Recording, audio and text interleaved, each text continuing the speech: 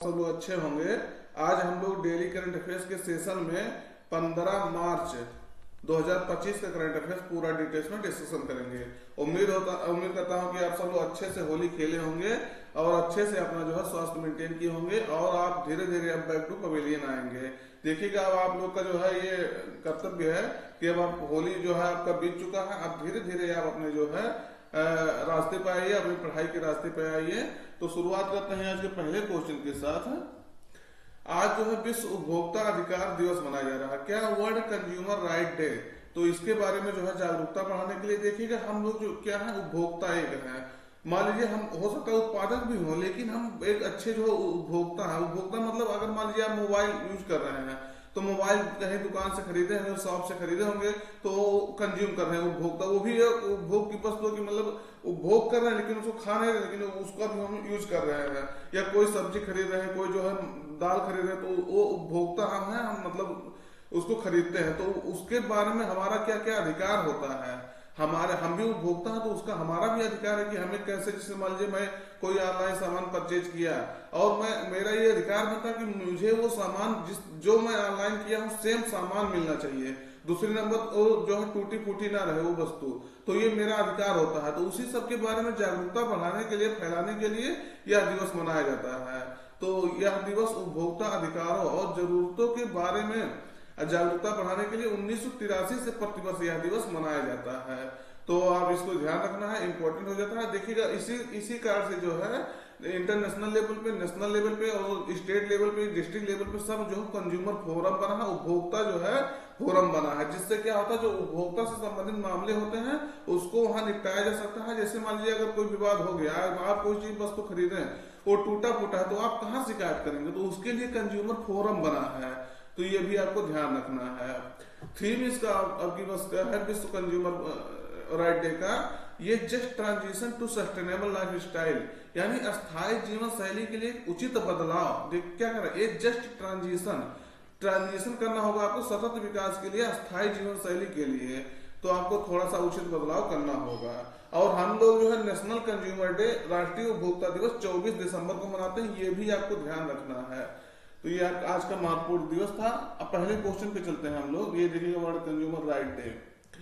पहले क्वेश्चन को देखते हैं, मुख्यमंत्री समृद्ध परिवार योजना किस राज्य सरकार द्वारा शुरू किया गया है। तो ये आपको बताना है, मुख्यमंत्री समृद्ध परिवार योजना ये शुरू किया गया है। अभी किसी राज्य के बजट में ये जो है इसका प्रस्ताव था, तो आपको बताना है किस राज्य सरकार के बजट में था। विकल्प है बिहार, हरियाणा, मध्य प्रदेश और उत्तराखंड। सही उत्तर आपका रहेगा मोहन यादव की सरकार ने, मध्य प्रदेश की सरकार ने, मोहन यादव जहां के मुख्यमंत्री हैं, उन्होंने जो है इस मुख्यमंत्री समृद्ध परिवार योजना को शुरू किया है।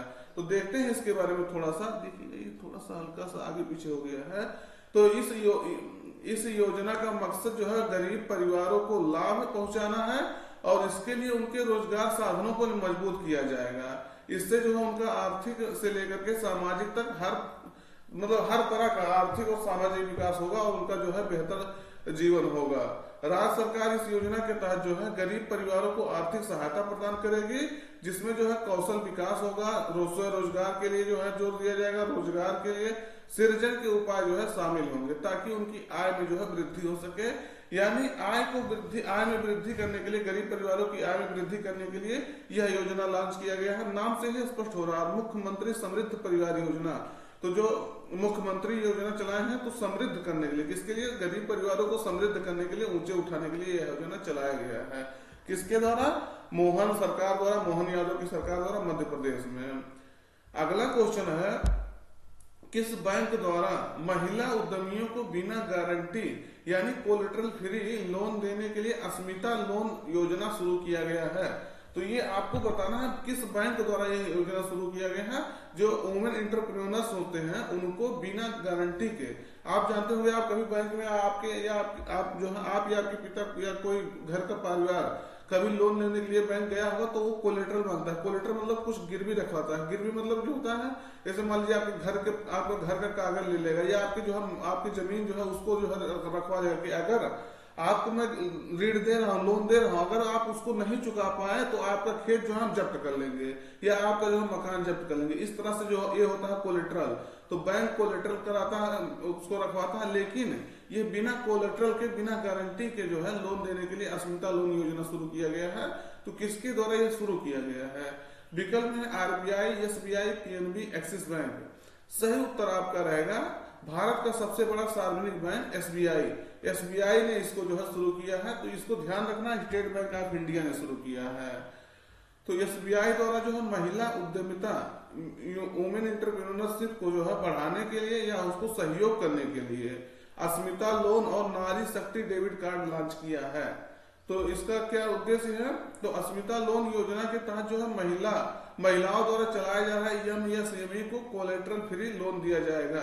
तो ये आपको ध्यान रखना है, ये इंपॉर्टेंट है आपके लिए। यही जो मेन उद्देश्य है इसका, कि जो कोलेटरल फ्री महिलाओं को, जो एमएसएमई मतलब क्या होता है?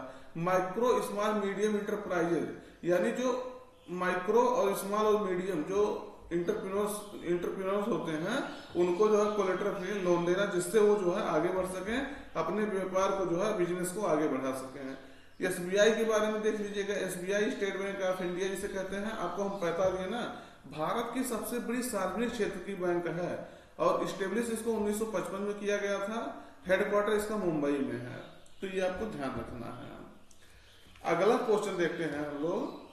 केंद्रीय स्वास्थ्य मंत्री जो जेपी नड्डा है इस समय इस मंत्रालय को संभाल रहे हैं, उनके द्वारा जो है किस राज्य में मुख्यमंत्री बालिका समृद्धि योजना और कन्या आत्मनिर्भर योजना शुरू किया गया है?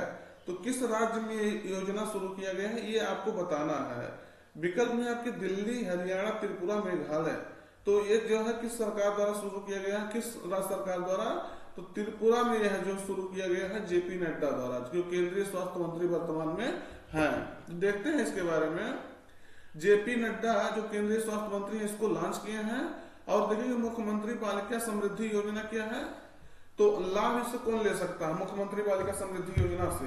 तो जो अंत्योदय परिवारों में जन्मी बेटियां हैं, जो बेटी जो है गरीब परिवार में जन्म होती है, जिसे जो है अपने यहाँ क्या कहा जाता है, अपने यहाँ नॉर्थ इंडिया में क्या कहा जाता है, जो गरीबी रेखा से नीचे हो। एक होता है आपका कार्ड भी बनता है एपीएल यानी अबव पॉवर्टी लाइन, एक बनता है बीपीएल बिलो पॉवर्टी लाइन। तो जो बीपीएल परिवार के लोग होते हैं, अंत्योदय परिवार मतलब जिसका जो है उदय नहीं हुआ, अभी नीचे स्तर पे है, उनके जो जन्मी बेटियां होती हैं उनके लिए योजना शुरू किया गया है।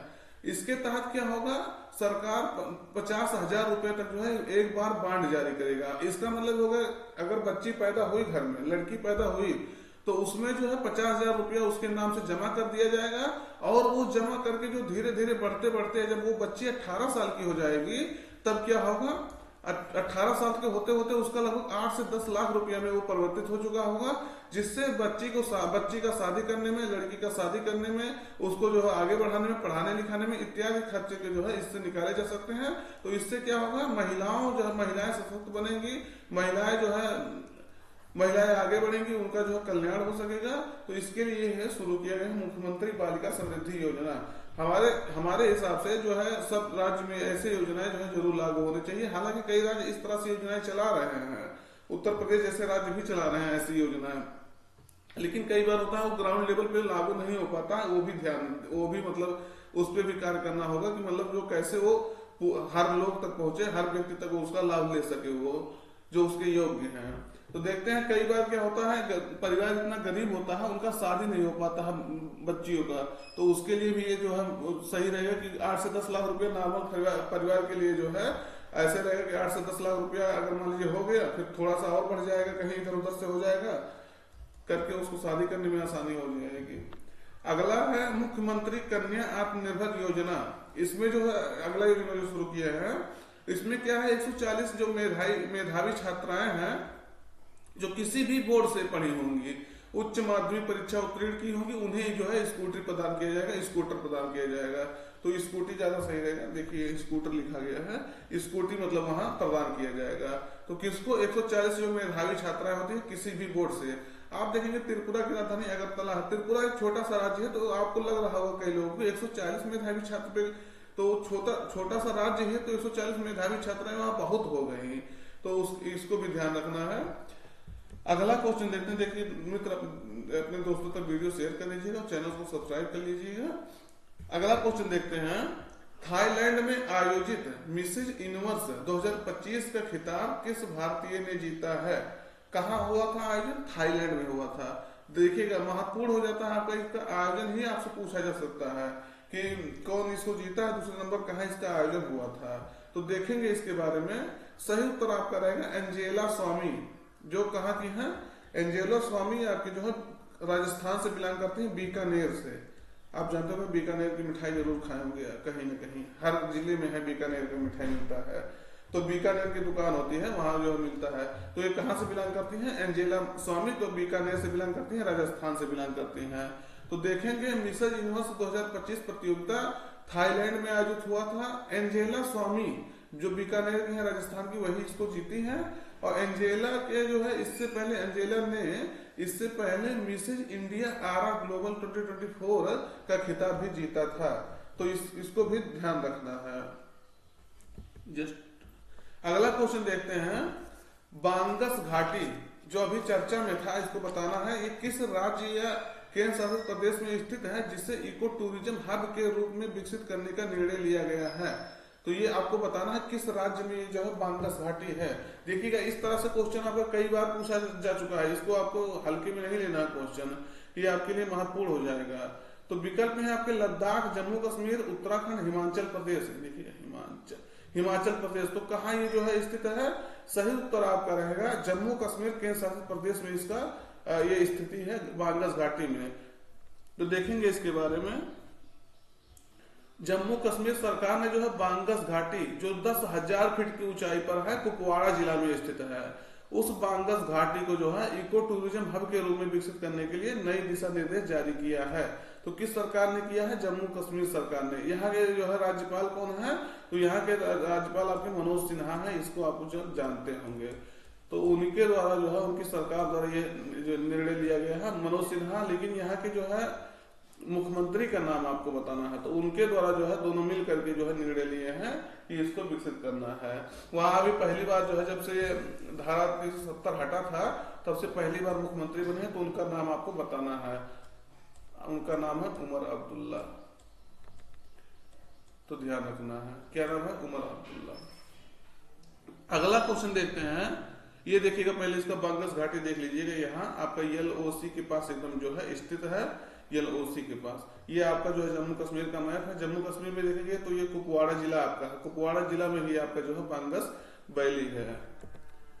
अगला है, भारत के किस शहर में जो है देश का पहला अस्थायी कलाग्राम यानी परमानेंट कलाग्राम बनाया जाएगा? तो किस राज्य में जो है, किस, ऐसे आपसे ये भी पूछा जा सकता है किस राज्य में बनाया जा रहा है, बनाया जाएगा। तो आपको राज्य भी जानना है, और दूसरा नंबर किस शहर में बनाया है, किस सिटी में बनाया जा रहा है। तो सही उत्तर आपका रहेगा प्रयागराज। प्रयागराज में जो है पहला अस्थायी कलाग्राम बनाया जाएगा, वो भी भारत का पहला अस्थायी कलाग्राम बनाया जाएगा।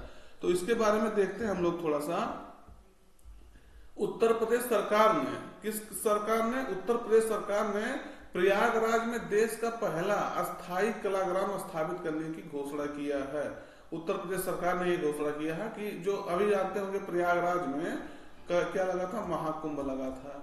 जो कितना ज्यादा भीड़ पूरे विश्व में उतना आदमी कहीं नहीं जुटते हैं, जहां महाकुंभ के दौरान प्रयागराज में उस समय जुट गए थे।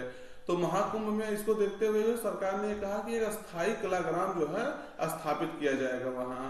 तो जो भारत सरकार का संस्कृति मंत्रालय है, उन्होंने जो है देश के प्रत्येक सांस्कृतिक केंद्र में कलाग्राम जो है कलाग्राम स्थापित करने का निर्णय लिया है। तो उसके तहत जो है प्रयागराज में पहला जो है कलाग्राम स्थापित किया जाएगा। कलाग्राम क्या होता है? तो कलाग्राम एक ऐसा विशेष संस्कृत गांव है जिसे जो है भारत की कला, संस्कृति और परंपराओं को जो प्रदर्शित करने के लिए बनाया जाता है। तो वहां क्या होता है? भारत का जो कल्चर होता है, जो है संस्कृति, उसकी परंपराएं, ट्रेडिशन होती हैं, उसको प्रदर्शित करने के लिए बनाया जाता है। जो भारत का आर्ट, कल्चर और ट्रेडिशन होता है, उसको जो वहां प्रदर्शित किया जाता है। उद्देश्य क्या है इसको बनाने का, कलाग्राम को? तो उद्देश्य है भारतीय लोक कला संस्कृति और जो है लोक कला संस्कृति और परंपराओं को जीवंत मंच प्रदान करना। तो ये आपको याद रखना है, क्या करना है? उसको जीवंत मंच प्रदान करना है, भारतीय लोक कला को, संस्कृति को और परंपराओं को।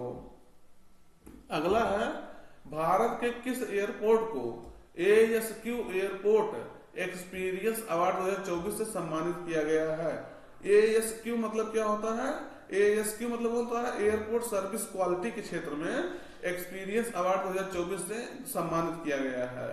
तो विकल्प में है आपका Indira Gandhi international airport, Rajiv Gandhi international airport, Chhatrapati Shivaji Maharaj international airport जो मुंबई में है, ये आपका राजीव गांधी आपका कहाँ है? हैदराबाद में है, ये आपका दिल्ली में है। तो ये कहाँ है? मुंबई में है। तो ये आपको बताना है किस एयरपोर्ट को ये अवार्ड दिया गया है, उससे सम्मानित किया गया है। सही उत्तर आपका रहेगा नई दिल्ली में स्थित जो है इंदिरा गांधी इंटरनेशनल एयरपोर्ट को यह अवार्ड दिया गया है, इससे इस सम्मानित किया गया है ASQ एयरपोर्ट एक्सपीरियंस अवार्ड। यह जो है 2018 से इसको जो है इंदिरा गांधी इंटरनेशनल एयरपोर्ट को इस अवार्ड से सम्मानित किया जा रहा है। तो देखते हैं इंदिरा गांधी इंटरनेशनल एयरपोर्ट नई दिल्ली जो है उसको एयरपोर्ट सर्विस क्वालिटी के एयरपोर्ट एक्सपीरियंस अवार्ड 2024 में एशिया प्रशांत क्षेत्र में 40 मिलियन पैसेंजर्स वाला बेस्ट एयरपोर्ट कैटेगरी से सम्मानित किया गया है। तो किसको किया गया है? इंदिरा गांधी इंटरनेशनल एयरपोर्ट को। कहाँ है? दिल्ली में है। क्यों किया गया है? जो 40 मिलियन पैसेंजर वाला बेस्ट एयरपोर्ट कैटेगरी में इसको सम्मानित किया गया है। यह एयरपोर्ट 2018 से लगातार इस सम्मान से सम्मानित किया जा रहा है। तो आपको पता है ना, यह एयरपोर्ट 2018 से इसको इस कैटेगरी में सम्मानित किया जा रहा है। इसको जो है ASQ एयरपोर्ट काउंसिल अवार्ड जो है इसको कौन रिलीज करता है? तो इसको जो है एयरपोर्ट काउंसिल इंटरनेशनल द्वारा जो 2006 से इसको जो है दिया जा रहा है, इस अवार्ड को दिया जा रहा है। तो ये आपको ध्यान रखना है।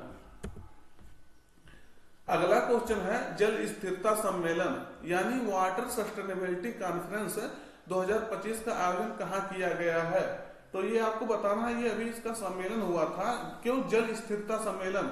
जल को जो है सतत बनाने के लिए, सतत रूप से जल का जो है उपलब्धता होते रहे, उसके लिए जो है सस्टेनेबिलिटी जो है मेंटेन करने के लिए एक कॉन्फ्रेंस हुआ था। तो ये कॉन्फ्रेंस कहाँ हुआ था? विकल्प में आपके नई दिल्ली में, इंदौर में, लखनऊ में, हैदराबाद में। सही उत्तर आपका रहेगा भारत की राजधानी नई दिल्ली में जो है इसका आयोजन किया गया था जल स्थिरता सम्मेलन का। तो देखेंगे इसके बारे में, इसमें क्या क्या महत्वपूर्ण बात की गई है। जल स्थिरता सम्मेलन यानी वाटर सस्टेनेबिलिटी कॉन्फ्रेंस, इसका जो है 12 मार्च को नई दिल्ली में आयोजन हुआ था। कहाँ आयोजन हुआ था? नई दिल्ली में। ध्यान रखना है, बहुत महत्वपूर्ण है। इसका आपकी बात दूसरा संस्करण है। अभी पिछली बार से ये जो है वाटर सस्टेनेबिलिटी कॉन्फ्रेंस हो रहा है। आयोजन इसको कौन कराता है? तो आयोजन जो है जल शक्ति मंत्रालय के राष्ट्रीय जल मिशन के तहत जल उपयोग दक्षता ब्यूरो द्वारा टेरी के सहयोग से इसको आयोजित किया जा रहा है।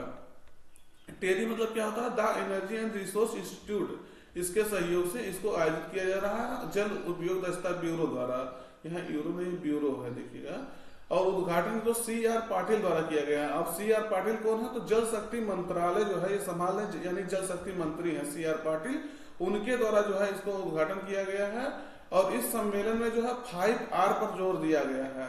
5R पूछे जाए आपसे क्या है, तो 5R मतलब होता है रेड्यूस, रीयूज, रिसाइकिल, रिचार्ज और रिस्पेक्ट। यानी आप अगर इस 5R पे काम करेंगे तब जा करके आप वाटर सस्टेनेबिलिटी पर जो है कार्य कर पाएंगे, उसको जो है मेंटेन कर पाएंगे।